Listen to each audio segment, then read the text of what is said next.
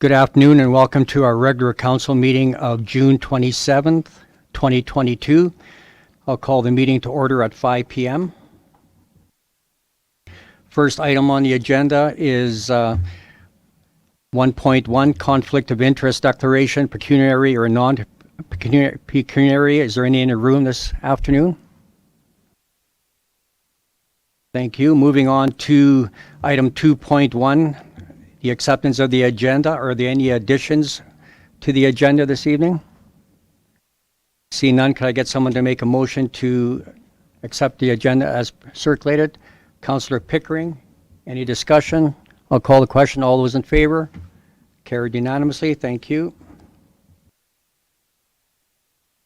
Moving on to item 3.1. In your agenda package, we had the regular council meeting minutes from June 13th, 2022. Were there any errors or omissions? Seeing none, could I get someone to make a motion to adopt the minutes from June 13th, 2022? Councillor Reese, any discussion? Seeing none, I'll call the question. All those in favor? Carried unanimously. Thank you.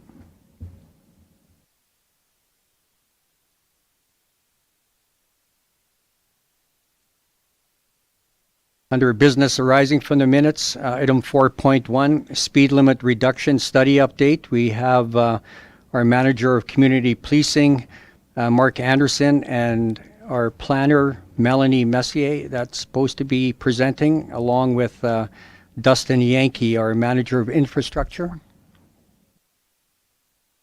Okay. Welcome, Mark. Welcome, Mel. The floor is yours whenever you're ready. Thank you, Mayor and Council. So the purpose of this report is to provide an update to Council regarding the traffic calming pilot, but mostly to focus on the results from the traffic limit reduction study. So following the previous meeting, staff went out into the town and set up at 25 different sites traffic speed analyzers in order to assess if there were speeding considerations throughout town. So these were set up in 1 week intervals to monitor traffic 24 hours a day, 7 days a week, which would allow for various assessments of traffic patterns and volumes. So it should be noted that some of the locations already did have, we did have data for these locations, so primarily Parkside, and this was included in the assessment. So following a review of all of the data, it was determined that the average speed on residential streets was 38 kilometers per hour. So this did exclude Alberta Transportation Highways and playground zones. That was not included in the assessment. And how we determined, or how Mark and Dustin determined the data, was that it was based on the 85th percentile, meaning that a majority, or 85% of the traffic counted, was below that speed limit. It does not mean that there were no speeders. That was included in that 15%. However, the way that it was calculated brings it to that 38 kilometers. Dustin Yanke has done a review of different traffic calming policies, and the standard for implementing traffic calming is between 7 to 10 kilometers of speeding. Only a few sites throughout town fell within that 7 kilometer speeding bracket, and that included Highway 845 and 30th Avenue, Highway 3 and 17th Street, 10th Street near Eastview Park, 18th Avenue and 16th Street, and 22nd Street and 17th Avenue. So to summarize that, from the data, it does suggest that we do not have a significant speeding problem in the town of Coaldale. However, there is still speeding taking place at the locations that I just listed. It is the recommendation of staff that the next step is to implement targeted enforcement at these areas, and then following that initiative to collect data again and to determine if we are still having issues with speeding in those areas. So again, at this time, we would not recommend reducing the speed to 40 kilometers per hour. And that would come along with the $15,000 to $20,000 cost to change all signage throughout town. Residents are still able to report traffic concerns through our traffic calming portal. All concerns go straight to Mark Anderson, our manager of community policing, and then they're assessed on an individual basis. So with that, our recommendation is that council directs administration to initiate a targeted enforcement campaign in the locations throughout town that have been deemed warranted by the manager of community policing. And Mark, I'm not sure if you have anything to add. Okay. Okay, and we're happy to answer any questions. Okay, thank you, Mel. Just before I pass it on to council, I have a question regarding, over to Mark regarding Parkside. Like, we've had numerous requests from people in Parkside because of the narrow streets and the congestion with vehicles and with kids, a lot of young families there. So is there any areas that if the residents, and I was asked to ask this question specifically, if there's any areas where the residents wish that the speed limit be lowered, is that possible to use like Parkside for an example? Thank you for the question, Mayor. It certainly is possible for council to direct that a speed limit in a particular area be lowered. I know that from all of the different locations we put speed analyzers in Parkside, the speed limits there are all between 30 and 40 kilometers an hour maximum speed. Nobody's getting anywhere near the 50, except on the east end roadway that leads into town, or into that community. That one particular roadway, speeds on there for some vehicles, but still a few, is around 48 to 55. But very limited numbers of them. So then back to my question, they have a community organization there. So if we put the onus on them to write a letter to council and with signatures, is that one way of doing it, or have them come and present?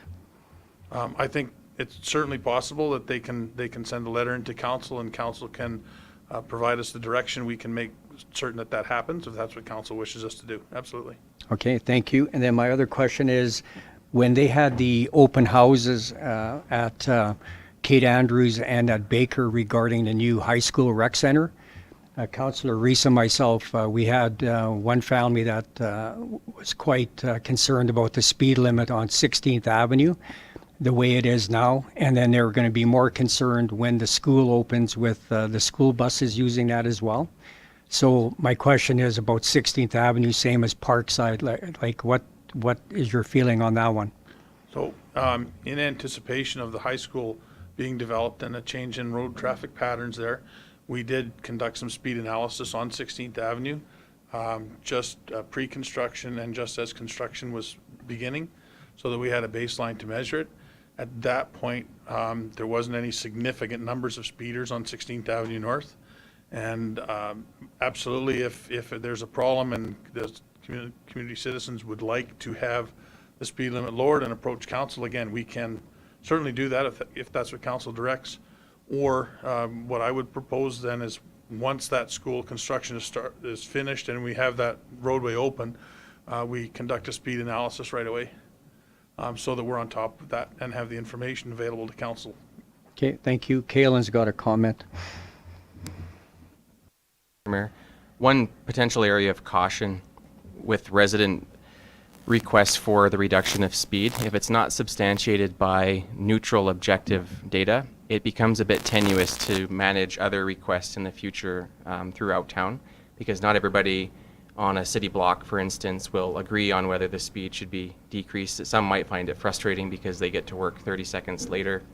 And so if we don't have the objective data to back up the request, it does make the management of such a precedent a little bit more difficult. So just want to throw that out to council as a potential caution, that although some people may have that as a preference, if we don't have the data to back it up, we might want to try some targeted enforcement or some other types of solutions before actually trying to change a speed limit. It also becomes a bit confusing when throughout town some streets have a certain speed limit than another, and that could become a bit of an issue for us in trying to enforce speeding fines as they're issued, because it could be a defense where there's inconsistency on speed limits and in turn confusion. So just as a overarching consideration for council. Okay, thank you.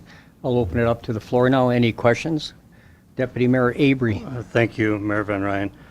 Thank you very much for the report, and I'm very much in favor of the targeted enforcement rather than the speed limit, because even now, some of the bicycles, the electric bikes and stuff, when you go through these signs, and I tried it with my bike the other day, and it shows me going 42 kilometers an hour through a playground zone. So it doesn't depict the difference between a vehicle and a bicycle, so a targeted enforcement definitely can do that, and where even photo radar is not the option, it would be option to actually have the officers out there. Thank you.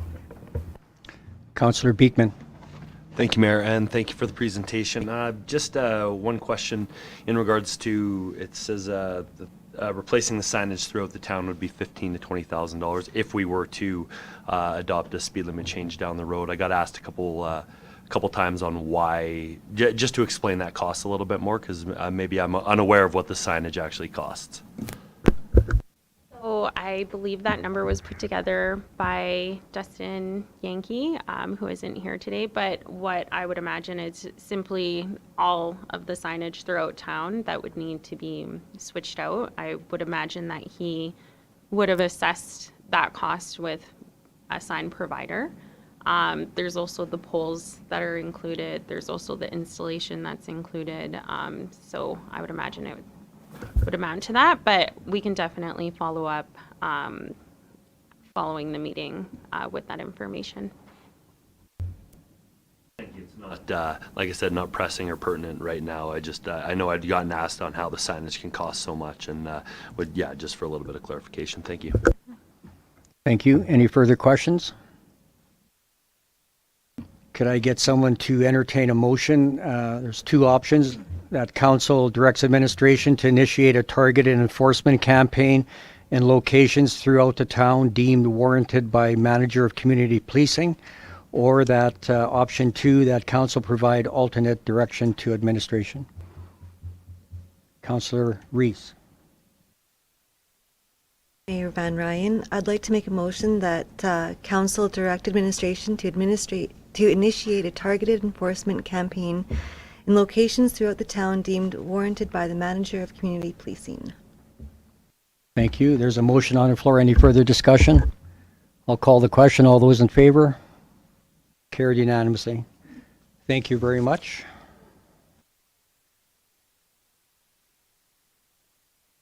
Moving on to item 4.2, land acknowledgement. Our CAO, Kalen Hastings, is going to be presenting.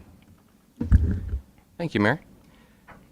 Following the discussions at the Council Strategic Planning Retreat back in October, and pursuant to the direction provided by Council formally at the June 27th, 2022 regular Council meeting, we have a staff report here that provides Council with a couple of different land acknowledgement statement options, and we're also here to request direction from Council on the approach and next steps. As part of the research process, members of Council and administration collaborated and canvassed neighboring municipalities, including the City of Lethbridge, on land acknowledgement statements that they created following a series of stakeholder consultations. And what we have here in the staff report are 4 different options retrieved from different entities within the region. And the question through to Council is, any one of these 4 meet the expectations of Council? Methodologically, would Council like to undertake any additional steps prior to selecting a statement? These are some of the overarching directional questions that we're hoping to seek some clarity on. And with that, I'll turn it over to Council to have some discussion. Thank you. Deputy Mayor Avery. Thank you, Mayor Van Rijn. Thank you, Kalen, for the in-depth report. I greatly appreciate it. Looking at your options, I like the third option, cleaning up the typo to have the town of Coaldale is also home to the Métis Nation of Alberta Region 3. And after Blackfoot, it should be peoples, not people. If we're going with the way the acknowledgements have been given throughout Canada. So when you talk about the Indigenous, it's Indigenous peoples or Blackfoot peoples, not people. But I would like to make a motion that, and I was actually considering how this could be best represented before our council meeting, and I believe it would be best represented if our deputy mayors of the time would read it out before the mayor calls the meeting to order. Even though the camera's not going to be on, we're still going to give acknowledgement before each and every meeting, and we will have it also on the screen just before the mayor calls our council meeting to order. So I would like to make our motion that we go with option 3 with the corrections, and the deputy mayors of that period read it out just before our meetings start. So, thank you, Deputy Mayor Avery. So on top of that, we need to utilize this land acknowledgement statement at whenever there's a function in the town of Cola that council's involved with. So you want to incorporate that as part of your motion as well? Yes, please. Any questions or comments? Councillor Reese. Thank you, Mayor Van Rijn. I don't necessarily, I mean, personally, for me, I would go with option 2 for the land acknowledgement. I think we need to find a way that the 6 of us can figure out which point we like before making a decision. Okay, thank you. So the reason for option number 3, I'm just going to get our deputy mayor to explain a little bit further why option 3 encompasses every group. Right, thank you, Mayor Van Rijn. So we do have a lot of Métis Region 3 that live in our community, my spouse being one of those, and their family, and my children. So I believe they should also be acknowledged for the hardship that their family has been through to get to this point. This is all part of the reconciliation recommendations by the Canadian government. So that's why I went with option 3, because it's all encompassing of all the Indigenous peoples that have been here before us. Thank you. Councillor Reese, does that answer your question? Thank you. It does answer my question, and I understood it. I just personally would go with option 2 because it's a little less wordy. That's my opinion of it, but I'm open to what the rest of council has to say on that matter. Okay, thank you.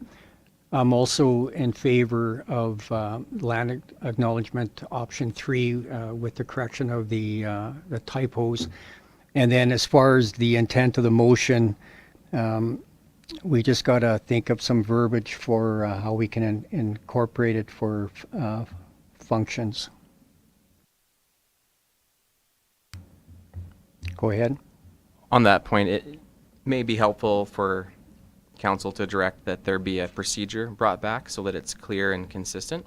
So you can still, if it's your wish, pass an acknowledgement statement this evening and make a subsequent motion asking for a procedure on how, when this statement is practiced or walked out in the community or in council business. Okay, thank you. So there is a motion on the floor by Deputy Mayor Avery. Is there any further discussion? If not, I'll call the question. All those in favor? Carried unanimously. Thank you very much. Now, option number 2, I'm going to get our CAO to read that back one more time. With respect to the procedure, Yes. I think something as simple as council directing administration to return to council with a draft procedure for how the land acknowledgement statement will be walked out by council in the community going forward. And that'll be presented at our July 11th meeting? It can be, yeah. Okay, great. Can I get someone to sponsor that motion, please? Councillor Saylor. Any further discussion? Seeing none, I'll call the question. All those in favor? Carried unanimously. Thank you.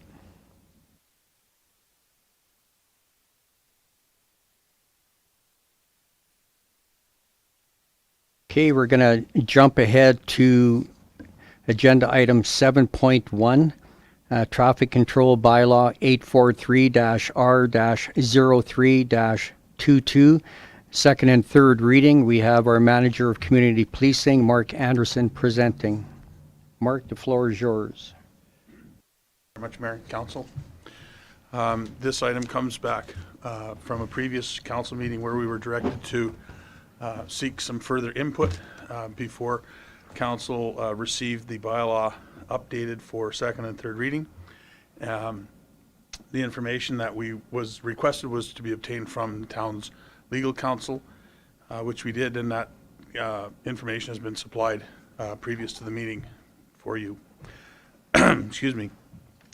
At the end of the day, our legal counsel for the town had opinions on the three matters that we were asked to look at. The first one being the use of heavy vehicles off the truck route to go to people's residences for provisioning and cleaning. Council was silent on that. There's no restriction on it as far as our legal counsel was silent on that. There's no legal implications for the town to allow that, other than if there was some implications for the use on our roadways. Legal counsel had no issues with it. The second was that we ask for legal opinion regarding the use of golf carts on our sidewalks, which will be covered in a second agenda item. Ultimately, our legal counsel said we should not allow golf carts on the roadway because it's prohibited under the Traffic Safety Act. Excuse me. The third one was on Jake brakes, and the council asked us to seek input on Jake brakes and what we could do with that. And we've done our research. We are suggesting in the final bylaw here that we increase the fine for Jake brakes. We have been unsuccessful at this point with Alberta Transportation in having the signs changed to say prohibited.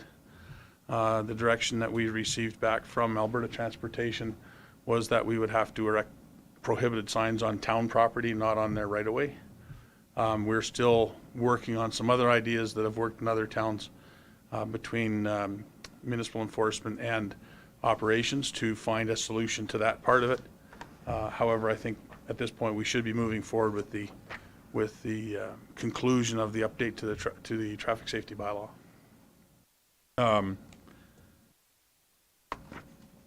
At this time, I'm proposing to council that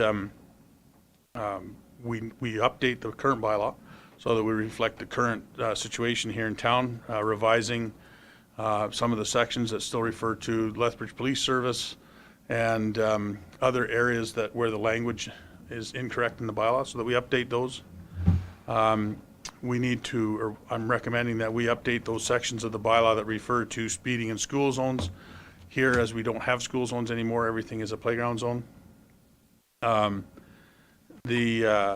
Also suggesting that new sections be added to our traffic safety bylaw that include sections for special events, as we don't have anything referring to special events at this time in the bylaw. That would allow us then to have some input and also to control those events when they are on the roadways or on public lands here in town. I'm proposing to council that we do not change the heavy vehicle section allowing people to bring their vehicles home. Having gone out into the community, we only have 3 or 4 heavy vehicles that are making use of that, taking it home to their properties to provision and clean. It's not causing any great strain on our town roads or on our enforcement services, and the people who are using it are compliant. Pardon me.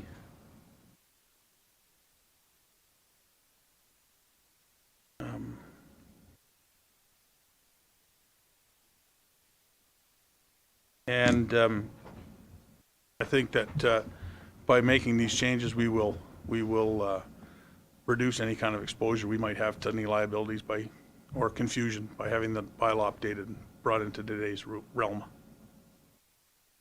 So the last part that we were asked to look at as well was the unattached RV trailers parked on a roadway between May long weekend and Thanksgiving. And again, those provisions were taken out of the Traffic Safety Act some time ago, and it's completely up to the town if we wish to allow that. Our townsfolk have enjoyed that for many years now, and I don't suggest that we take that out. I think we can work with that within the traffic safety bylaw adequately. That I don't think we need to remove that provision. Thank you. So, quick quick- question for you. So, on the trailers, that's just strictly RV trailers. How about fifth wheel trailers that haul equipment and such? Are they allowed to be unhooked off the vehicle? Under our current traffic safety bylaw, they are not. The May long till Thanksgiving is only applicable to recreational vehicles.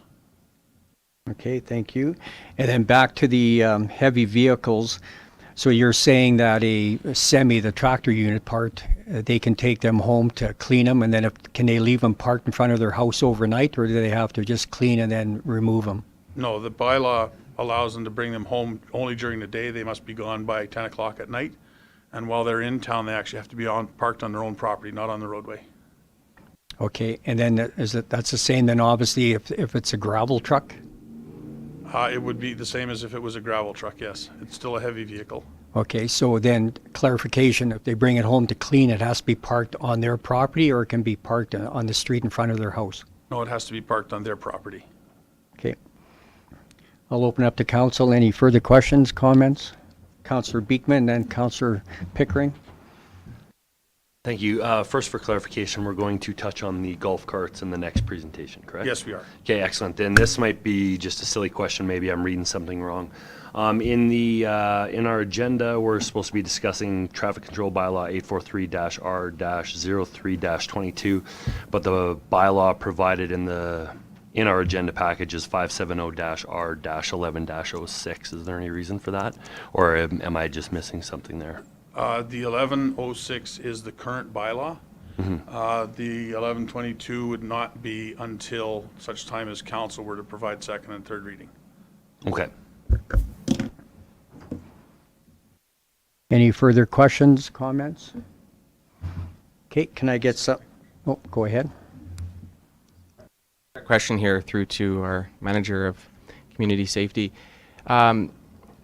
Trailers parked detached.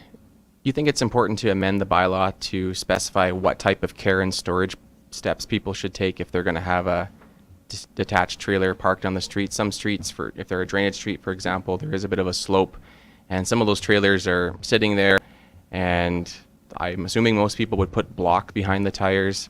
Do you think it's important if council is going to allow this kind of discretion, which is convenience for residents, that it also gets spelled out in the bylaw, the type of storage expectations that we have for safety? Thank you for the question.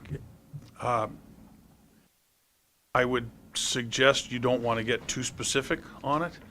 If you want to suggest, put a codicil in there that it must be parked securely and safely, and leave it open to general interpretation. There's so many different ways that people can even chalk a tire on a trailer now that it would be extremely complicated to try and spell out all the different ways in which they could do that. As it stands now, our legal counsel says we are not exposed to any liability if somebody parks it improperly on the roadway. So I think that any advice we can offer to people is one thing, but putting it down in writing could get very complicated for us. Okay, thank you. Councillor Pickering, did you have a question? Yeah, thank you, Mayor Van Rijn. I want to put this through to Mark.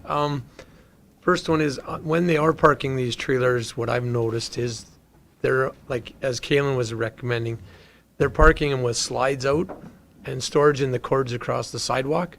We don't allow people to plug their cars in and have cords across the sidewalk. So what should we be implementing for that to make sure this doesn't happen? Thank you for that question. It's actually an excellent question. The provisions that are already in the traffic safety bylaw already cover that. An extension cord across a sidewalk, for example, is illegal. It doesn't matter what the reason is, whether it's a block heater cord in the winter or an RV in the summer. And there are specific sections in the Traffic Safety Act today and in the proposed Traffic Safety bylaw, pardon me, that do not allow 4 slides to be open or stairs to be out on the RV when it's parked on the roadway. So is there a possibility we could have that sent out, maybe, Jack, in the town letters, that people realize this is not allowed? We can do something like that on the town's newsletter when we send it out with the utility bill. And we can do a social media campaign as well. Because I know one particular area where there is one trailer that it's a big trailer and he's got like a welding cable going across the sidewalk. So, okay, any other questions for Mark? Seeing none, could I get someone to sponsor second reading of Traffic Safety Bylaw 843-R-03-22? Councillor Pickering. Any further discussion? Seeing none, I'll call the question. All those in favor? Carried unanimously. And now for third reading. Councillor Beekman, you had your hand up earlier. Okay. So Councillor Beekman will sponsor third reading of Traffic Safety Bylaw 843-R-03-22. Any further discussion? Seeing none, I'll call the question. All those in favor? Carried unanimously. Thank you, Mark. Thank you. We're going to call you back in a minute here. Okay. Okay, we're going to move back up to item 5.1. Under delegation by appointment, we have Roger Hohm. He's our citizen member of the Green Acres Foundation. He's going to be giving us an update. Welcome, Roger. Kind of interesting sitting on this side of the table. So thank you for your support in assigning me the position of the Green Acres Foundation representative for Town of Coaldale.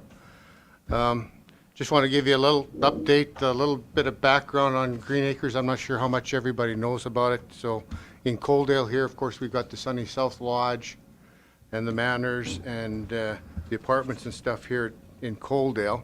But Green Acres actually takes care of about 11 different community properties. We have them in Lethbridge, Coaldale, Picture Butte, Barrens, and in Nobleford. Total number of rooms in all the facilities, about 950. At the present time, we're about 80% occupied. We did have quite a drop in occupancies during the COVID crisis. Not necessarily because of people passing away and moving out, it's just that people didn't move in. It was part of the, I think a lot of the media out there suggested that old age facilities was a place that you catch COVID. Green Acres, I think, is very, very proud of the fact that, yes, we had a number of outbreaks on some of the Green Acres facilities, but most of them were very, very well controlled. And the other thing that I think we're quite proud about is that 3 months ago we sent out a survey to all the residents. And we actually had about 67% response, which is actually really high for just a regular survey. And one of the key things that they did state in there was they felt safe within their community. And I think that's really important to anything. So, and Sunny South Lodge was one of the ones that had some of the highest responses, is feeling safe within the community. The other thing that's kind of really good about Sunny South Lodge is, whether known fact or not, but Sunny South Lodge is actually the highest employer in the town of Coaldale. The #1 employer as far as number of people that are employed in a single business. So that's pretty interesting. So Green Acres' mission, of course, is seniors and affordable housing and quality service for seniors, but we don't limit it to seniors. So if we have vacancies within some of our lodges, we will actually have university students. We have a number of other people that may not have the finances to live someplace else that will actually come in and stay in one of our lodges. So that is part of our business plan, is to ensure that we're affordable housing, not strictly for seniors. Seniors get priority, but if there are vacancies, we make sure that affordable housing is there for others as well. As I said, high percentage thought that they were safe in their community, and the lodge felt that community felt like home to them, which we feel is really, really important. One question that comes up all the time is requisitions. So on your tax bill, you'll see your municipal tax, you'll see your school taxes, and there is a Green Acres Foundation requisition tax that's also included in your regular tax bill. Requisition that we send out through the town isn't for the day-to-day operations of Green Acres facilities. It's set up there really for long-term investment, for infrastructure replacement, et cetera, et cetera. So that's really what the requisition is for. There's enough dollars and cents coming into Green Acres through rental to cover all the day-to-day operation and care of all the people within the facilities. The requisition is really there for the Sunny South Lodge gets older and needs to be replaced.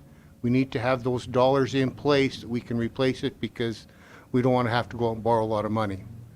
One thing that's kind of interesting that we got told by our minister was when we started talking about requisitions, and right now the province of Alberta, when the Sunny South Lodge had the expansion put on it in 2011, the Green Acres Foundation put forward about $8 million to put that forward. Sunny South Lodge, most of the lodge part is actually, we're operating it for Alberta Health Services. We don't actually own a lot of the Sunny South Lodge. But we haven't been paid that money back. And one of the comments from our minister was just increase your requisition. And we said, well, why would we do that? This is for background. And the comment came back was, because municipalities have lots of room to increase taxes. So when we go back to the minister, and we've been continuing to do this to try and get, I think there's still about $6 million outstanding, we may be coming to the town of Coaldale for your support in some of that to make sure that requisitions don't have to go in there, because the town of Coaldale doesn't have a lot of room to increase taxes in our mind. So I think that's really the bottom line that I wanted to kind of discuss. But Sunny South Lodge itself, we're almost at 100% occupancy. Sunny South and Piami Lodge in Picture Butte are the two facilities that are always full. And I think that's really the reason, is because we're smaller communities, and we want our seniors to live within the community as they age out their life. Picture Butte with the Piami Lodge is exactly the same thing. So we don't have a lot of room, so it would be good if anything come up that an investor came to town and said, gee, we'd like to build some seniors facilities. Green Acres Foundation, and I think our seniors would be very supportive of having that happen, because we don't have a lot of room for expansion here in Coaldale with Green Acres Foundation. So, any questions? Open up to council. Any questions? I have a couple, Roger. So is there any talk about any expansions in Coaldale, like with what's going on at our healthcare center right now? Like the majority of it's being used for like an extended care. I'm not sure if I'm using the right term for that. And some of the families have, actually one family presented to council, and then we've had discussions with other family members that there's no room for their family members, or they need to go to Tabor or some other municipality. So you say that you're almost at capacity. Like, what, Coaldale's growing, what's the long-term plans for that? Yeah, right now, Green Acres Foundation doesn't have any land purchased in the town of Coaldale for expansion. So the footprint that we have right now is full. With the 2011, we added 55 rooms, and they are all in the SL3, SL4, which is extra care that's required for the seniors. So it's getting into that ultimate care where you've got 24-hour nursing care on site. You may be having to lift people to go to the toilet, et cetera, et cetera. So that's what the expansion was in 2011, but the footprint that we have in the town of Coaldale, we're pretty well maxed out as what we can do. So we all know the wheels of government turn really slow. Is there something that we as a council can be doing to be proactive to start that discussion? If the town of Coaldale Council wanted to come to Green Acres and say, we've got a piece of land that we would love to see Green Acres build a extended facility on, I think we'd be more than open to have those discussions. Okay, thank you. I would like for someone to make that into a motion. Councillor Pickering. Thank you, Mayor Van Rijn. I got one question for you, Roger. So you're basically saying that the long-term care in the hospital is now over in the sunny south, I believe you said. They're basically the same care on the second floor and the long-term, like 24-hour nursing? That's correct. Okay, because there was a time that they were different, so now they're, okay. Okay. And then I have another question. The rescheduling of the Q&A we were going to have at Sunny South Lodge, that had to be canceled because of the little outbreak you had last week. Right. So is that something we're going to be doing in the fall then? We haven't even had that discussion as far as what timing it would be, but you're probably correct. It'll probably have to be because I believe council takes a break during the summer and Green Acres Foundation Executive takes a break during the summer as well. So Okay, thank you. And then I have one last question. Is there any way that we can be on an email list for any significant events going on at any of the lodges in Coaldale when it comes to birthdays? Our municipal clerk received a phone call last week from a resident that they received a letter from the Queen, they received a letter from the Prime Minister, but they didn't get a letter from the mayor congratulating them on their 100th birthday. So once I went over there and we presented some flowers on behalf of council, and I had a good conversation with her, and she was quite pleased that they were recognized, or she was recognized. So I think in the future, if there's some way that we can be notified of something like that. I'll make sure that that's put on the agenda for Wednesday. Okay, perfect. Okay, Councillor Beekman. Mayor, and thank you, Roger. At this time, I'd like to make a motion that council direct administration to explore partnership opportunities with Green Acres Foundation for expansion within Coaldale. Thank you. Any further discussion? Seeing none, I'll call the question. All those in favor? Carried unanimously. Roger, as always, thank you very much. Thank you.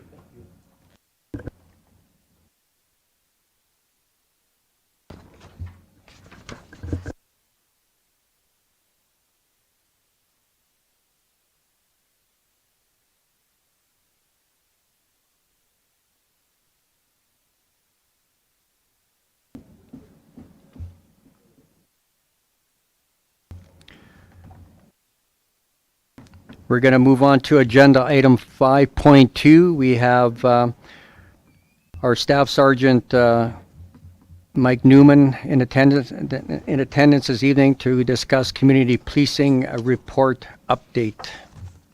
And if you want to introduce your guest as well, please. You just have to turn your microphones on, both of you.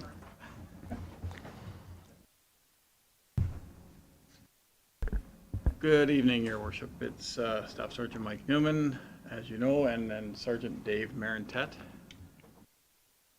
Kind of the experienced one in this town, been here about 4 years now, so with our meetings today, I thought I'd ask him to come along just because of his knowledge of carryover for the last few years and the move, etc. So, yeah. Okay, thank you. And can you just pull your microphones a little bit closer, please? Those are for our viewers at home. So. Okay, so whenever you're ready, you can start with your presentation. Certainly. I wanted to make sure that you were given the Q4 report from the CAO. We have that. All right. Thank you. Well, that, and I have to apologize on behalf of the R.C.M.P. That report, our quarter ended in the end of March of this past year. They didn't get the reports to us to complete and fill out and send to the towns until the end of May. So I got it the one day, sent it out the next day. So I'm passing on apologies from our organization as well. There was a lot of things going on with year-end and COVID, et cetera. I'm not going to get into it, but so I just wanted to make sure that you folks were aware of that wasn't intentional or neglect. It's just a lot of moving parts. Okay, thank you. So, these quarterly reports and the plans are, it's kind of a new thing that we're trying with the R.C.M.P. so that each community gets a standard report and information in that report. Previous to that, we were doing reports kind of on our own, each detachment commander, and what I thought maybe was important wasn't important to the next commander. So this is a kind of a uniform process that we're providing. So I hope you all had a chance to have a look at the Q4 profile. We had lots of interaction with especially the officials at the town, lots of meetings, et cetera. That's all documented in here. I won't read each one of them out, and at the end of this small presentation, if there's any questions, I'd be happy to answer them as well. We had our priorities for last year, and for overall, we had some staffing shortages, et cetera, so we didn't maybe do as much in any one given area, but overall we had some success in all three of our priorities. And the members that did remain working worked hard and attempted to do the best they could with community policing and that type of thing. So we go to the crime stats. A lot of change, mostly going down year to year from 2020 to 2021. It's the biggest noticeable increases were on other provincial acts and municipal bylaws, and we attribute that to again, I'll use the word COVID, but it's the mental health calls for service, sudden death we saw an increase in, and some trespassing calls for service in the town of Coaldale. So mental health, a lot of pressure on folks, a lot of addiction issues, and COVID kind of highlighted that, as I told this council before. A lot of different and new types of concerns people's health we're seeing an increase in as well. We also did see an increase in domestic violence during that couple of years of the pandemic, and I think with people being together more than maybe they're used to, that might be that's my opinion, but that's kind of what the link kind of shows there for sure. Our staffing situation is, I'm happy to say, getting much better. We have an influx of 6 new members coming, 4 experienced, 2 more recruits. They should all be in place by the end of August, beginning of September. That will certainly help some pressures there. We also are losing a couple as well to transfers. We have one fellow going up to the Yukon to do a term up there. So that's good for us to be able to get those experienced officers here for sure.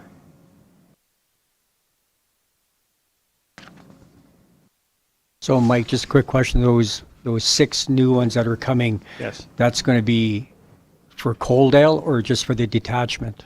So that's the detachment in whole. So, and again, if you remember our conversations before, right now we're running with Picture Butte detachment members, Coaldale provincial members, and Coaldale municipal members all on one schedule, providing that coverage. And so that's the whole, all 3 schedules, or all 3 units, I guess you would call it.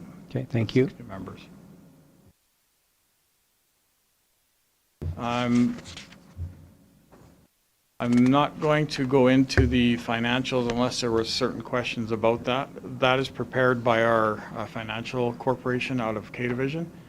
And I know Mr. Hastings has direct contact with our people there, and that's not left up to me to decipher these numbers or input them. That's all done by our financial people.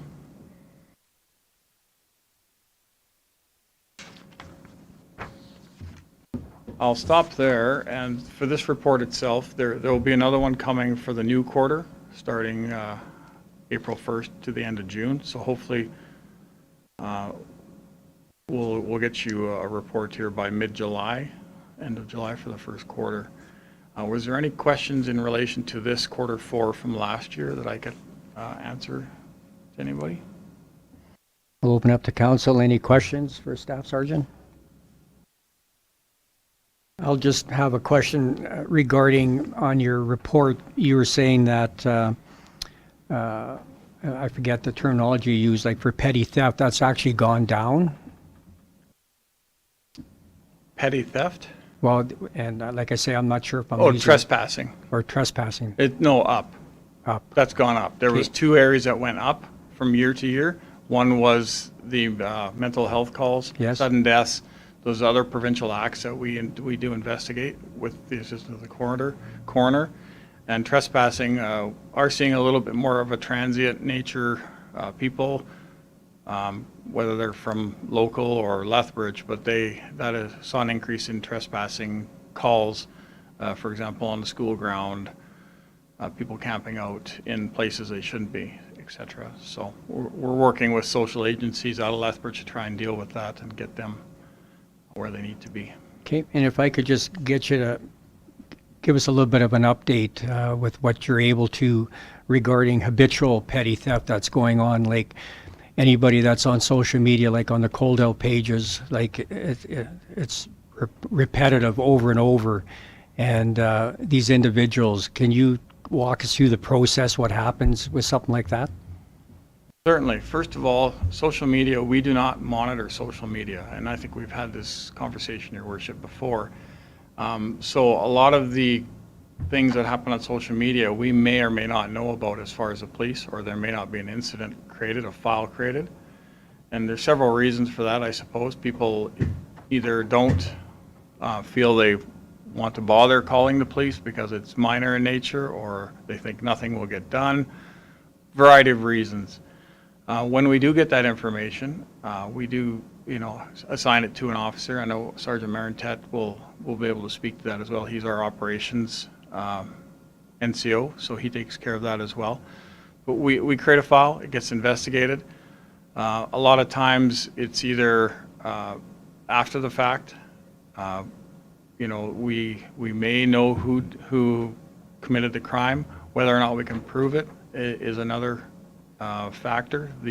Some of the cameras that people have are not very good quality, so it's tough to make it a positive identification to get that through court. So there's a lot of different processes and steps that we need to go through to make sure we have a successful case to bring before the courts. And as we all know, the courts are busy, and we want to provide the best package we can to make sure that they proceed with our charges for sure. Anything else you want to add there, Dave? No, that's basically it. We are a complaint-driven service that way. That yes, certainly a lot of people post stuff on that community awareness group, but we don't generate files based on what we will read there. People have to actually call the police for the investigation to start, unless one of our members just takes it on their own personal interest and initiative to generate a file on their own. So that's one of the hurdles that we have, because lots of people will go on that page and talk about how everybody knows this, but no one's ever actually bothered to report it. Almost always the issue that we run into actually is people calling and saying, hey, this person did this, I know it's this person, and they will decline to provide a statement or participate in the court process, which is essentially of no value to us. In those circumstances, all we can potentially do is recover the bike, return it to the person, and then nothing else happens in terms of criminal charges. The person has to be willing to give a statement and attend court for it to get processed criminally. On that side of things, the issue we keep running into is because the courts do view it as a fairly minor issue. It's a property crime only of typically low value. They're dealing with those files very, very quickly and very early on, and they're not certainly getting significant sentences or punishments from it. So we do have a bit of a revolving door with these individuals. They tend to be addicted to various substances, typically right now fentanyl or meth-related type drugs, and it's what's driving that particular crime. They use it to get their transportation for themselves. They spray paint them almost immediately, grinding off serial numbers. and then they try and sell it to people for almost nominal value, but then they use that money to purchase more drugs, and the cycle is continuing. But they're not getting any substantial sentencing. More and more people are viewing it as a health issue as opposed to a criminal issue, which is tying into the whole societal issue that we're facing there.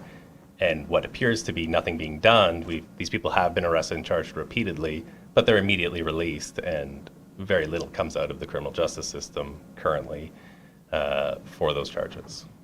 Okay, thank you. So no matter how small of what people feel the crime is, it needs to be reported, is what you're saying. Correct. Okay.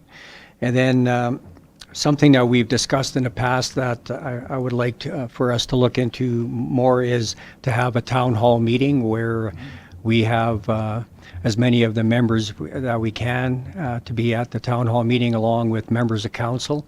And that's something that I'm hoping we can do in September at the community center, and get some public engagement, and then we can advertise that on social media to get some good attendance, to get some of these questions answered, and they can hear it from you directly then.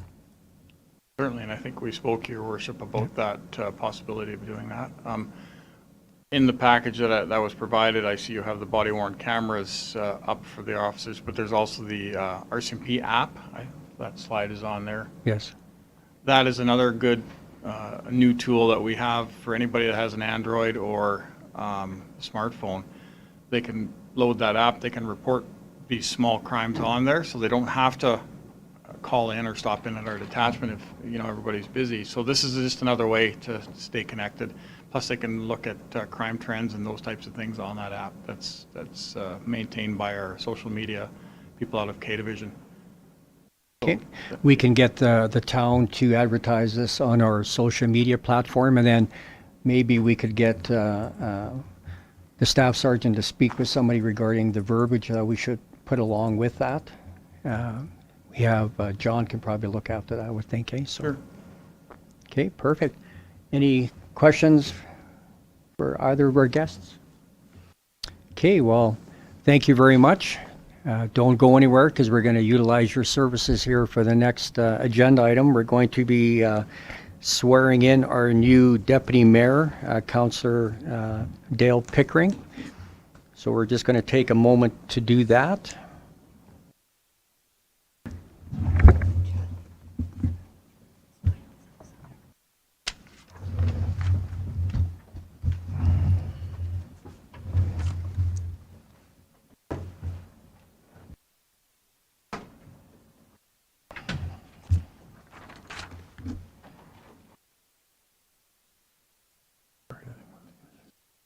I've never seen this before.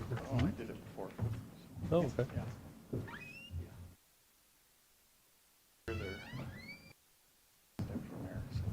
Oh, I see.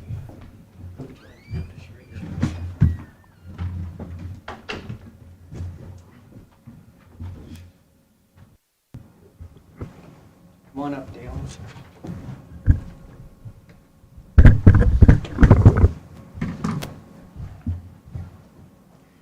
And we'll have to face this way because the camera at home is that way, so hold up your right hand, please. Perfect. Can you repeat after me? Yes. I, Dale Pickering, I, Dale Pickering, swear that I will diligently, faithfully, and to the best of my ability. will, How about we start again? Yeah, let's start again. I, Dale Pickering, I, Dale Pickering, swear that I swear that I will diligently, faithfully, diligently and faithfully, and to the best of my ability, and to the best of my ability, execute according to law execute according to law the office of Deputy Mayor the office of Deputy Mayor for the town of for Coaldale. the town of Coaldale. So help me God. So help me God. Where? Get you to sign here, sir.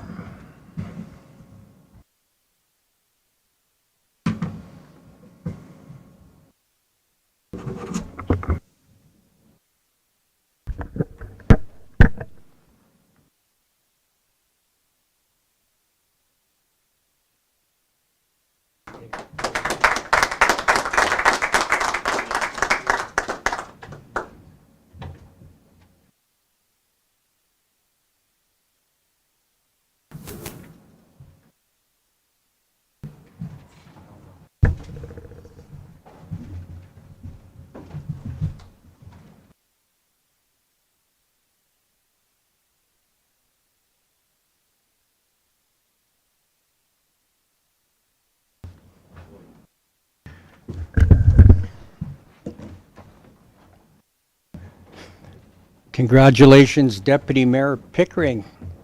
And thank you, Deputy Mayor Avery, for your services. And we're still going to utilize, even when you're moved on and we have a new deputy mayor, the existing or the old deputy mayor will still be on some of the files that we've been working on because of their knowledge of those files and their expertise. So we'll be continuing that through our term. Okay, so we're going to be talking with you gentlemen again in a little while in closed session. So if I could just get you to move over to the gallery seats, and then we're going to continue on with the agenda.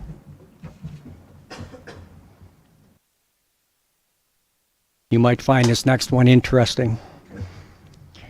Okay, we're going to move on to item 7.2, Bylaw 217-R-7-87, Fairway Drive Off-Highway Vehicle Traffic Repeal. We have our Manager of Community Policing, Mark Anderson, presenting. Mark, whenever you're ready. Thank you, Mayor.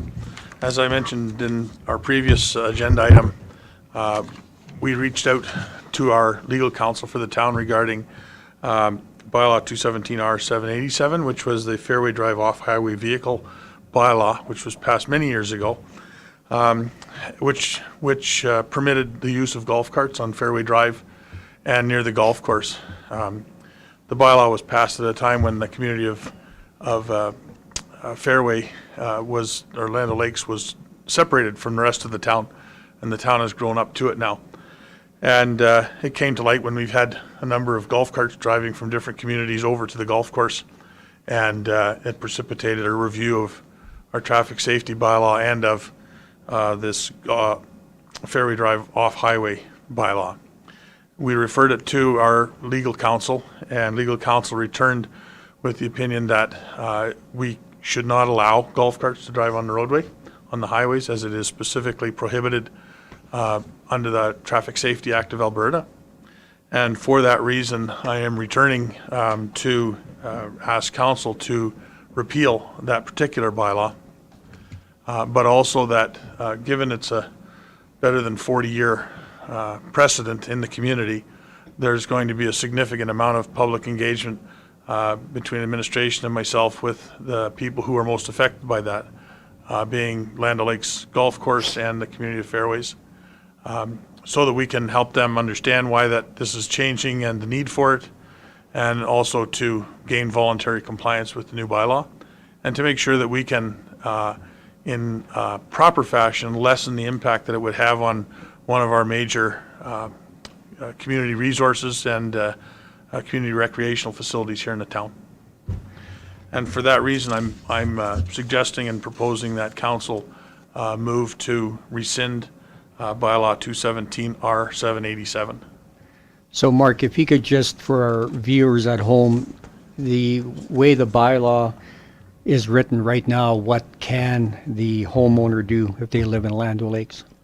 The way that bylaw was written would allow people to drive a golf cart on Fairways Drive from their residence to the golf course. That was all it permitted.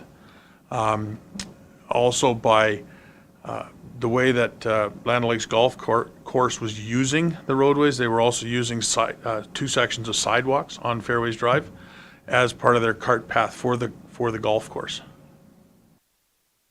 What our legal counsel reviewed specifically was them driving on Fairways Drive and also on the sidewalks, because by definition those sidewalks are part of the highway. And so neither of those actions are permitted under the Traffic Safety Act. And so therefore we cannot allow them to occur under a bylaw. Okay, thank you. So Councillor Chapman couldn't be with us this afternoon, so he asked that I ask a question on his behalf. So with we being in golf season right now, and this bylaw, the way it was written, it's been like that since 1987. And I know what the legal opinion came back as.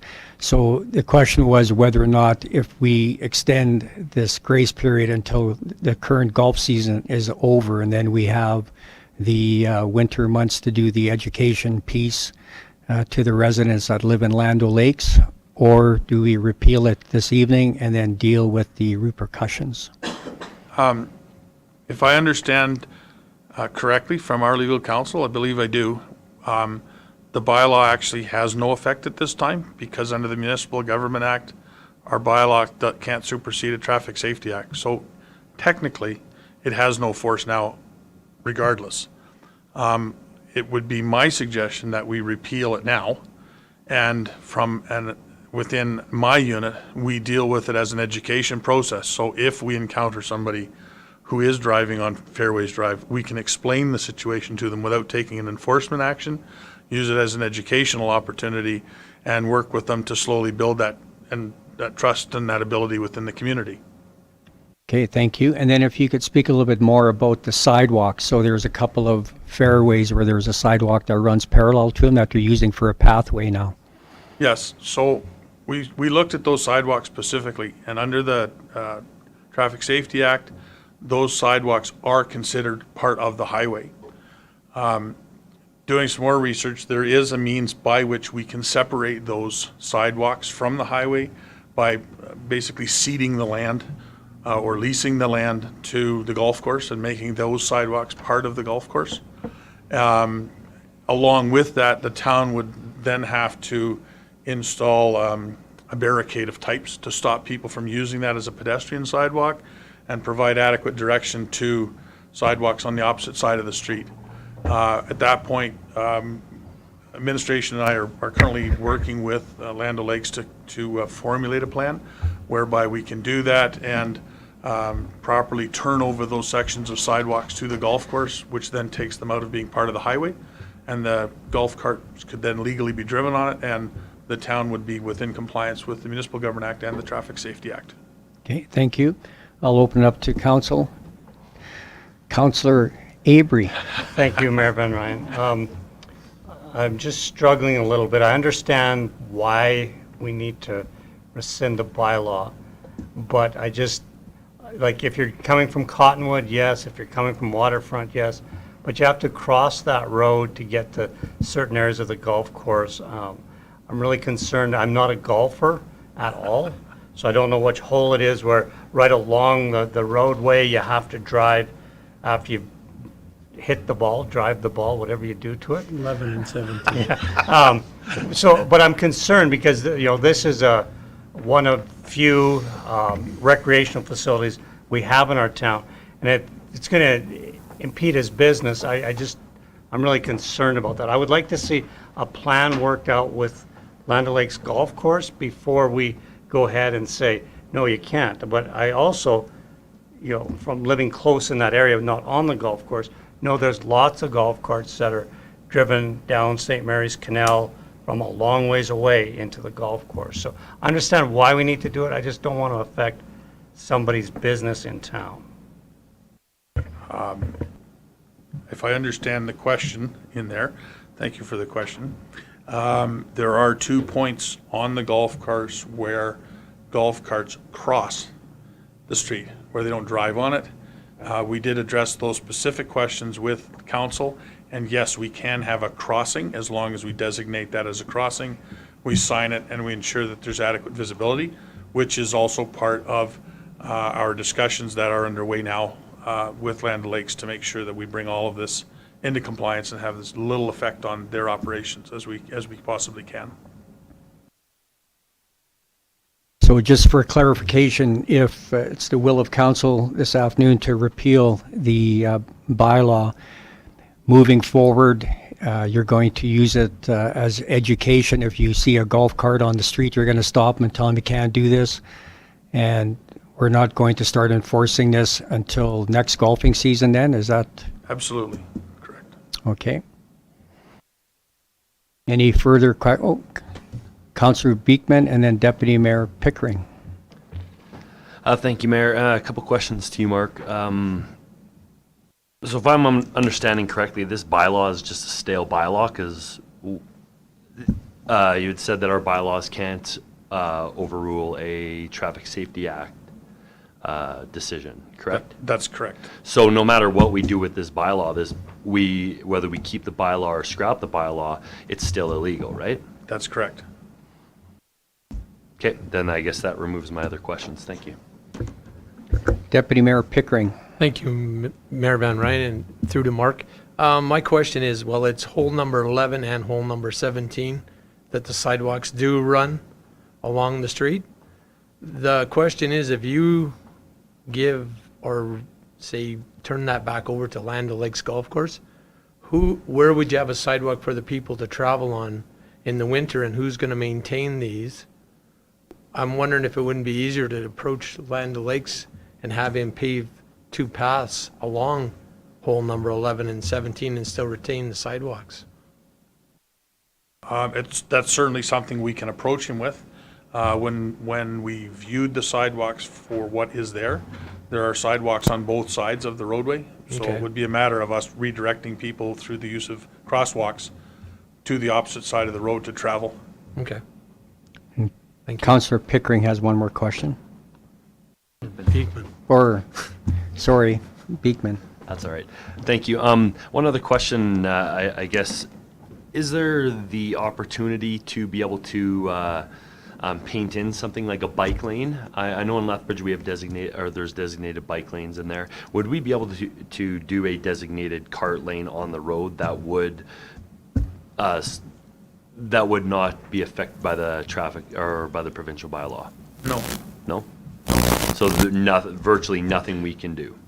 no. The difference is that a bicycle is actually classified as a vehicle Yeah. under the Traffic Safety Act, and golf carts are specifically excluded from being considered a vehicle under the Traffic Safety Act. Yeah. And so there are actually specific rules prohibiting them.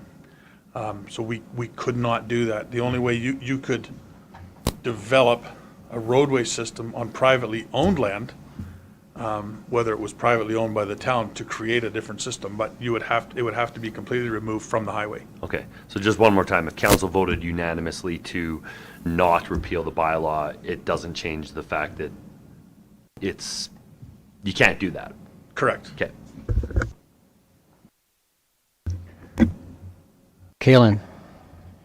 Just one more comment. In speaking with Land O'Lakes, when Mark and I were brainstorming, or we were interrogating the lawyers on what other options were available to minimize the long-standing tradition, we wanted to decrease as much as possible any type of capital expense for Land O'Lakes and the town on a solution with respect to those sidewalks.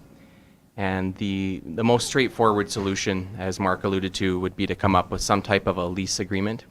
And within that lease agreement, you can talk about the details of maintenance, whether people are allowed to access that sidewalk in the off-season, to what extent they would be able to use it during season, so long as there's proper signage and there's warnings, beware. And those are some of the details that a lease agreement would look into. Ideally, a new pathway detached from the sidewalk through the grass would be ideal. To try to expect Land O'Lakes Golf Course to pay for that after an arrangement for 30 years, that might be a little bit problematic. They would have to obviously have some buy-in for that, but the simplest solution would be a lease agreement, and some of these details we can work out in a draft that would eventually be taken back to council for review. So we were trying to be mindful of the operations of the golf course when trying to deal with a 1987 tradition.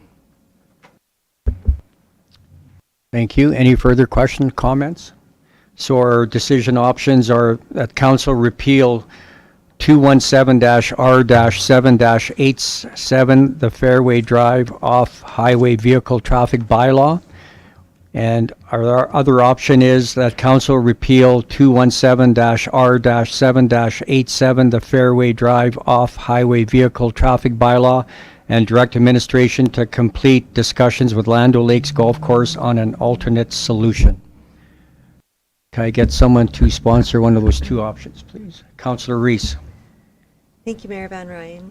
Well, seeing that we can't do anything with the bylaw anyways, I'm going to say that council repeal bylaw 217-R-7-87, the Fairway Drive off-highway vehicle traffic bylaw, and direct administration to complete discussions with Land O'Lakes Golf Course on an alternative solution. Thank you. There's a motion on the floor. Any further discussion? Seeing none, I'll call the question. All those in favor? Carried unanimously. Thank you. Thank you. Thank you, Mark. Okay, we're going to move on to agenda item 7.3, fees and rates bylaw 855-C-06-22. We have our Chief Financial Officer and Deputy CAO, Kyle Beauchamp, presenting. Kyle, the floor is yours. Okay, thanks and good evening, everybody. So we do have the fees and rates bylaw for council, 855-C-06-22.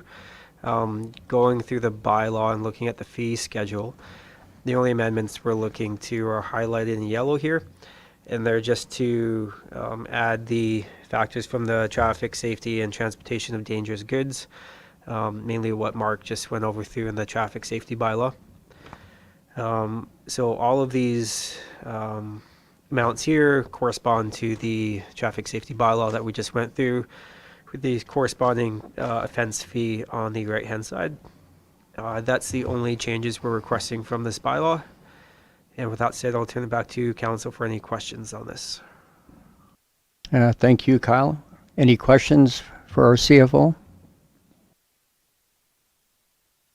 Question for you, Mark. I saw in the bylaw that there's a shopping cart return fee. So it costs you, if Thank we you for find, the observation, Mayor. if we find a shopping cart on the street, or you charge $70 to bring it back? That was in the existing traffic safety bylaw, and I think it's, I don't know that it's ever been used, but it's a return fee if we pick them up and they're around town. I've never seen one around town, so. Okay, I found that quite interesting. Last chance for questions, comments? Can I get someone to sponsor first reading, please, of fees and rates bylaw 855-C-06-22? Councillor Beekman. Any further discussion? Seeing none, I'll call the question. All those in favor? Carried unanimously. Thank you. And someone sponsor second reading, please. Councillor Reese. Any discussion? Seeing none, I'll call the question. All those in favor? Carried unanimously. And that next one, I need a sponsor. That council move to provide unanimous consent to hold all three readings in one meeting for the fees and rates bylaw 855-C-06-22. Deputy Mayor Pickering, any further discussion? Seeing none, I'll call the question. All those in favor? Carried unanimously. Thank you. And then third and final reading, a sponsor for that one, Councillor Saylor. Any further discussion? Seeing none, call the question. All those in favor? Carried unanimously. Thank you very much, Kyle and Mark. Okay, moving on to agenda item 8.2. We have our Community Grant 2022 program. We have our Director of Recreation and Community Services, Russ Tanner, and our Municipal Intern, Tom Anderson, presenting. The floor is yours, guys. Council, I'm happy this evening to report on the 2022 Community Grant and our recommendations as a evaluation committee. So I'll just highlight the objective of this program. The report is to provide Council with the eligible 2022 applications received for the Town of Coaldale Community Grant, and to provide Council with recommendations as to the awarding of funds to various community projects. So this is the 6th year that the Community Grant Initiative has accepted applications. Up to now, the grant funding has contributed $181,355 to worthy projects.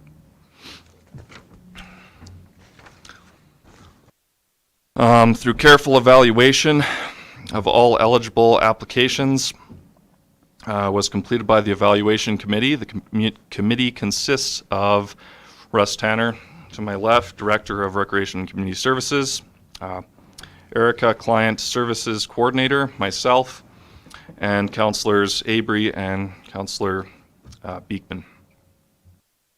We had 10 applications this year, and after careful consideration, the committee recommends the following. The Coaldale and District Firefighter Association received $6,566 for the training center program. that the Coaldale Girl Guides and Scouts receive $6,566 for the meeting space renovation, that the Coaldale Granite Club receive $5,000 for the rock refurbishment project, that the Coaldale Senior Center receive $2,500 for the new card tables, that the Cottonwood Community receive $6,566 for the ice rink and basketball upgrades, that the Coaldale Dry Grad receive $1,400 for the Dry Grad celebration event, that the Coaldale Christian School receive $6,400 to host the 2023 1A basketball provincials. It is the committee's feeling that the recommended approach provides the most positive impact possible considering the funds available. The approach was balanced between being fair but with alternative options in mind for those not receiving funding. Administration will connect with those not receiving funds and explore other avenues of funding or partnerships to help them reach their goal.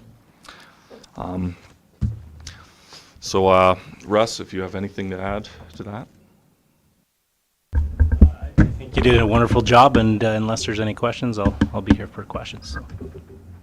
Councillor Reese. Thank you, Mayor Van Rijn, and through to Russ. I mean, this is going to come as no surprise. I'm going to ask you the question that everyone knows I'm going to bring up. Why didn't the birds get not even a dime? Like, there's 10, yeah, there's 10 grants here, I see, and none of them got the amounts that they were requesting, which understandably. So the birds didn't get one, Friends of Jenny Emery and the mountain bike park didn't get a grant. And none of these amounts are close to what they requested, and understandably so. So I guess I'm just wondering how come, 7 of these grants were given, 3 not.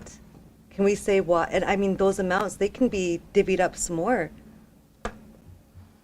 Absolutely. So that the other 3 can get their fair share of the pie. Yeah. So absolutely, thank you, and that's a really good question, and I'm glad that you asked it because we can, give you a little bit more background. The committee itself, it actually, I'm not going to take credit for something that Councillor Avery actually asked us about as far as the birds of prey. Our fire department has recently changed over radios, and they have radios that are likely even at a higher quality than what the birds of prey was anticipating purchasing. And we've already made a connection with the fire chief and with Birds of Prey to be able to provide them actually more radios and better radios than they anticipated. So that was a recommendation by Councillor Avery that we made that connection. So we're actually able to do that for them. They're pretty excited about that, and we'll make sure that there's follow through on that. As far as the mountain bike park goes, the equipment that was bought there, the tables and chairs, after the Kinsmen have gone over and above even the original commitment with what they did with that structure and tables and chairs, because of the need and the popularity of the facility. We have decided that we have a furniture budget that for this year in 2022 within the Parks Department we can absorb that amount. Those have been taken care of and actually installed, and because there were places for them, so we've been able to accommodate that. Jenny Emery School actually asked for $100,000 with, as you can see, funds that it would have been difficult to make any impact to what they were requesting. However, myself and our CFO, Kyle, will be looking at our next few years of what we anticipate with playground infrastructure, understanding that school playgrounds are also used by the public and community. We believe that if we work with them and council with our future budget, that we'll be able to make much more of an impact than they would have received from this grant. So that's where we're at. Thank you very much for You that bet. answer. And also thank you to Deputy Mayor for getting that done. Yeah, that's great. That's like really exciting news. And So maybe I'll add to that. Is prior to even that recommendation, we certainly were looking at the birds of prey as a high priority. Yeah. And that would have just divvied out some of the lower amounts on some of what we were able to spread out. We were going to try to make an impact wherever we possibly could.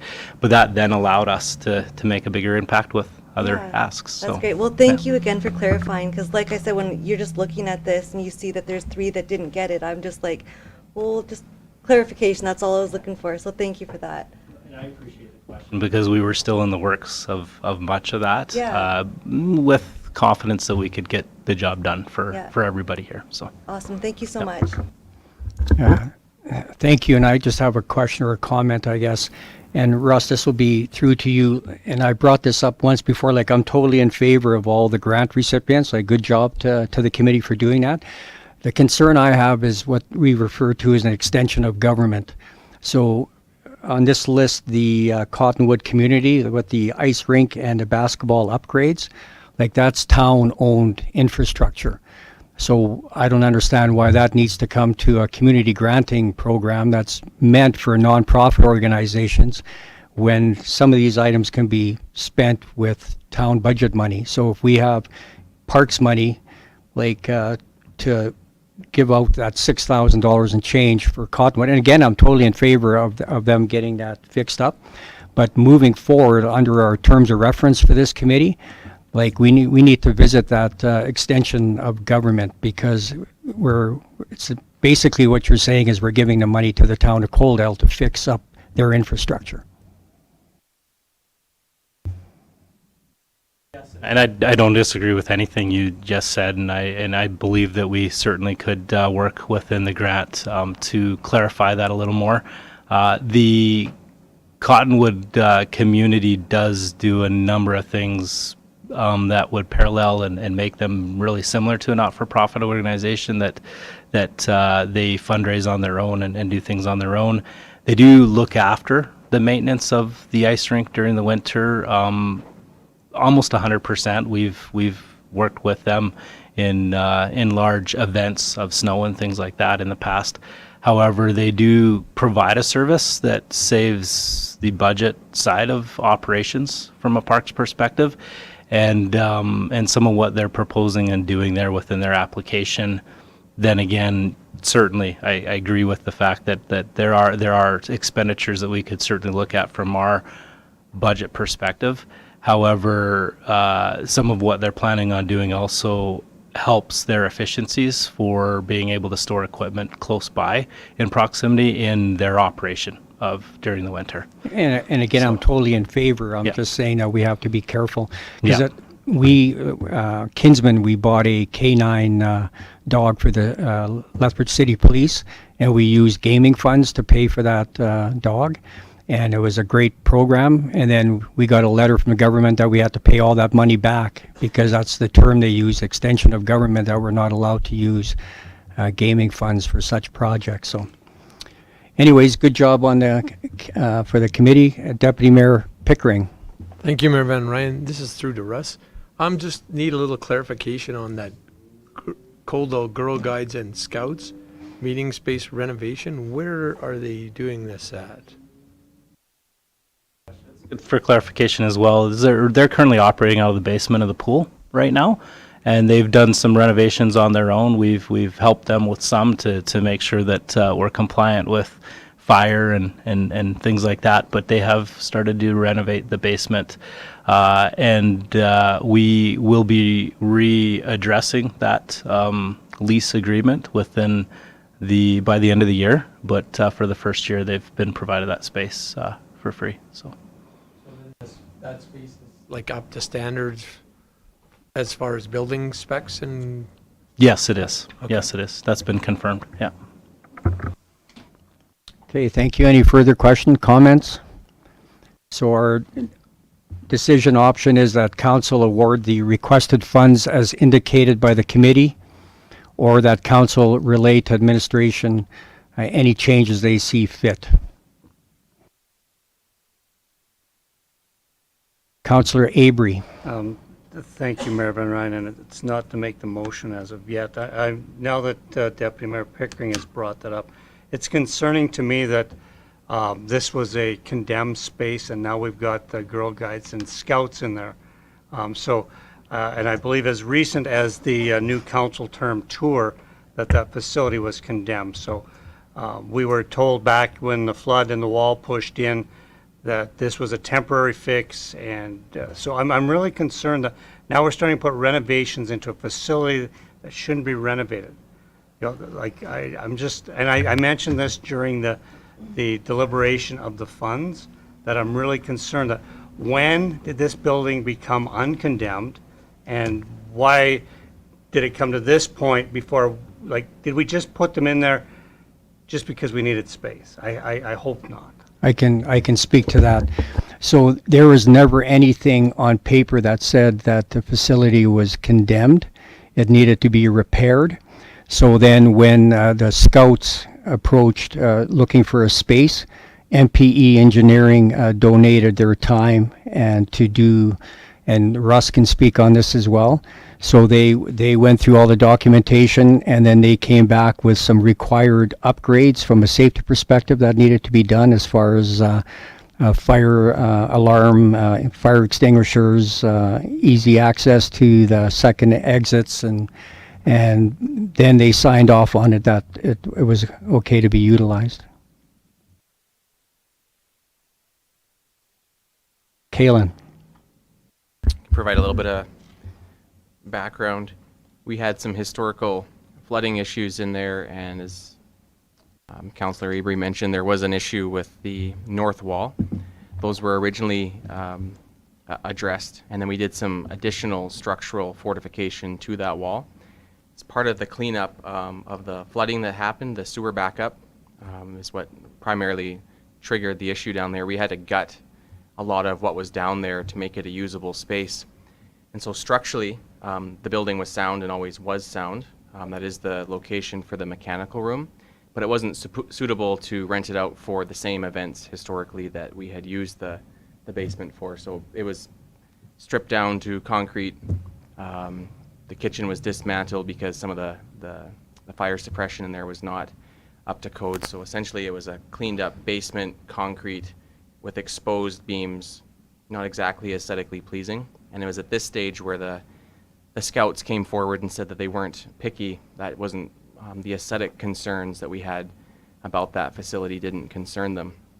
And that they in turn were going to invest some sweat equity to make it a bit more usable. But there never was a condemnation issue with respect to the structure of that facility, because if that were the case, we would have had to close down the entire pool.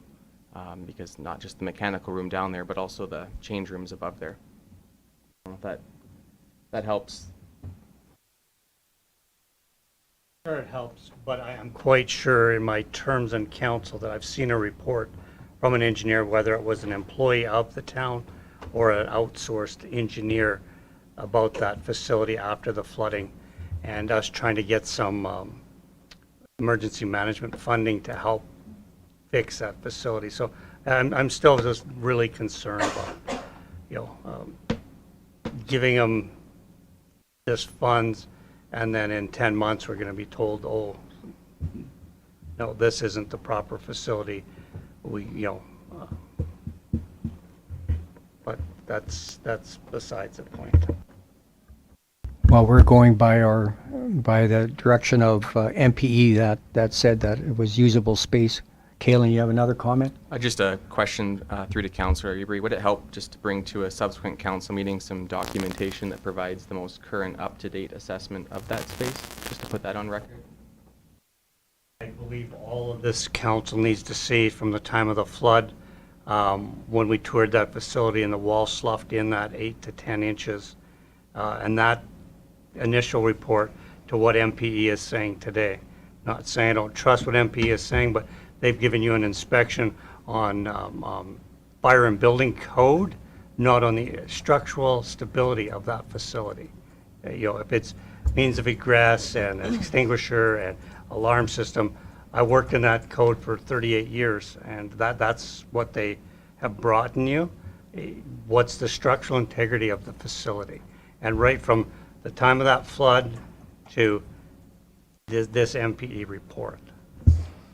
Okay, so we can do that in the form of a motion. So let's finish off with this report first. So Councillor Avery made a motion that council approves the awarding of the grant funding to the organization and project as recommended by the committee. Is that correct? Okay, Councillor Reese. Thank you, Mayor Van Rijn. I guess my question is kind of similar to Councillor Avery's question, that if the Girl Guides get $6,000, I mean, why are we renovating the basement when they could maybe use the hub, the gym at the hub, instead of spending that money? With the Scouts and the Girl Guides, they need a space where they can set up their programming and not have to take it down after every meeting, because the hub is used for other activities as well. That was the reason for that. Okay. Any further questions, comments? There's a motion on the floor. I'll call the question. All those in favor? Carried unanimously. Thank you. And then Council Avery, you want to work on a motion for your follow-up questions?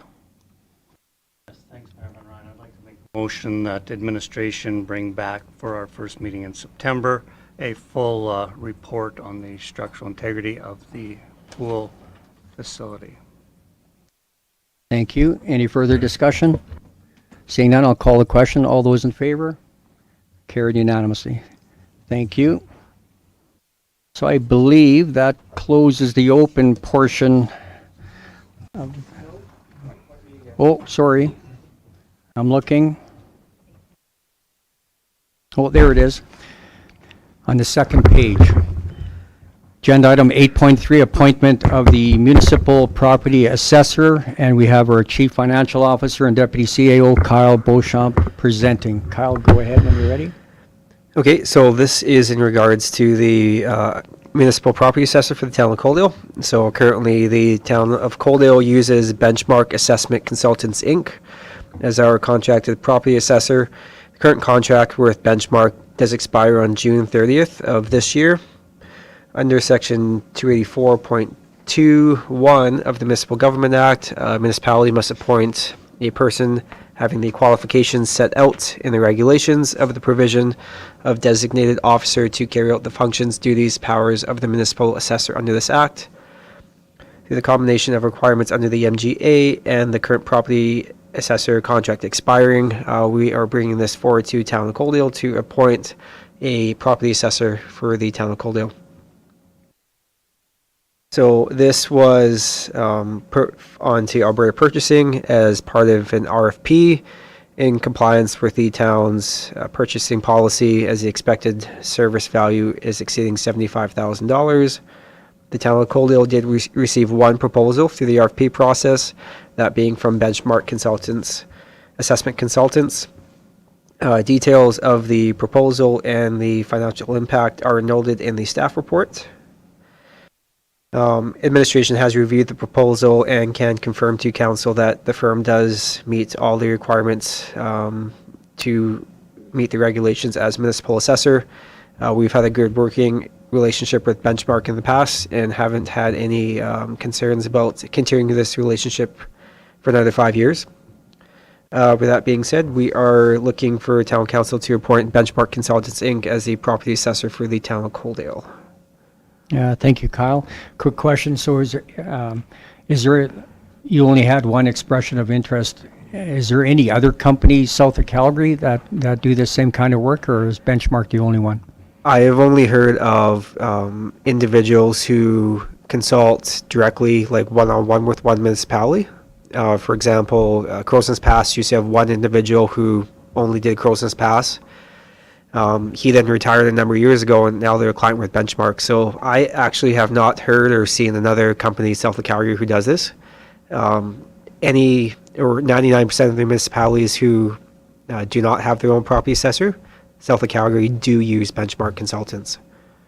So Okay, they kind of have a monopoly on the business down here. Okay, thank you. Councillor Avery. Thank you, Mayor Van Rijn. So two questions, and you kind of alluded to one. So what would it cost for us to have our own assessor? And if we didn't appoint an assessor, would the municipal government under the Municipal Government Act appoint their assessors to do our assessment? So the cost to have our own municipal assessor would be higher than the budgeted impact here. So first, we would have to find an individual to hire, and currently municipal assessors are very there's not a lot out there and they're hard to find. Even Benchmark has had problems finding people. So there is that one impact there.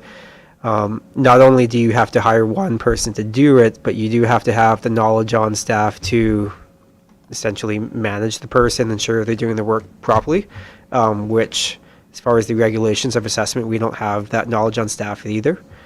To your second question, if we don't appoint one, will the the Alberta government do that? I don't believe so. I believe they're not into the business of, correct me if I'm wrong, but I believe they only do linear property, the province of Alberta. So I assume they would just put it back on us to find our own. But that's just my hunch on that question. Kalen. Follow up with that and going to different conferences. Some of the CAOs that I've chatted with who have in-house assessment, it is a model that they're concerned with because oftentimes it's just one employee, and it's not only can you find someone, but can you retain them? A lot of your eggs are in one basket, and what happens if they leave, they're on sick leave, and they've found the retention of this position put them into some precarious positions. Whereas if you're at a firm with a benchmark, there's 10 different people who are qualified. So if the individual assigned to your community, for whatever reason, happens to be off, there's other people with the same system and the same record keeping that are able to come in. I've had other CAOs talk about like regionalization, but then who manages this, whose administrative time is going to create this regional partnership and trying to share the same employee. Like there are some logistical concerns that have been expressed to me by municipalities who have an in-house model. But as Kyle mentioned, it's in terms of contracting out, it is benchmark. The last time, I remember like 5 years ago when we went to bid before, benchmark was the one respondent. So the alternative is in-house, but as I mentioned, those are some of the concerns that other CAOs have relayed to me, just given our volume. Okay. Councillor Rees. Thank you, Mayor Van Rijn. I'd like to make a motion that council appoint Benchmark Assessment Consultants Incorporated as property assessors for the town of Coaldale. Thank you. Motion on the floor. Any further discussion? I'll call the question. All those in favor? Carried unanimously. Thank you. And just before we close the open session, just a point of order. Ask a question to our municipal clerk, Lana. Did I forget to get a motion for Mike Numan's report? That would be appreciated. Okay. So backtrack to item 12.1, the R.C.M.P. Community Policing Report, January to March 2022. Can I get someone to receive that report as information? Deputy Mayor Pickering, any discussion? All those in favor? Carried unanimously. Thank you. So at 6:43 p.m., I'm going to need a motion that council move to go into closed session in accordance with Section 197-2 of the Municipal Government Act to discuss matters exempt from disclosure for items 13.1, subject to FOIP Sections 20, law enforcement, item 13.2, subject to FOIP Section 16, business interests of a third party, item 13.3, subject to FOIP Section 16, third-party business interests, and Section 21, intergovernment relations, and Section 25, economic and other interests of public body. Can I get someone to sponsor that motion, please? Councillor Beekman, all those in favor? Carried unanimously. So this closes our public portion. We're going to take a 10-minute recess. Our guests this evening, thank you very much for attending.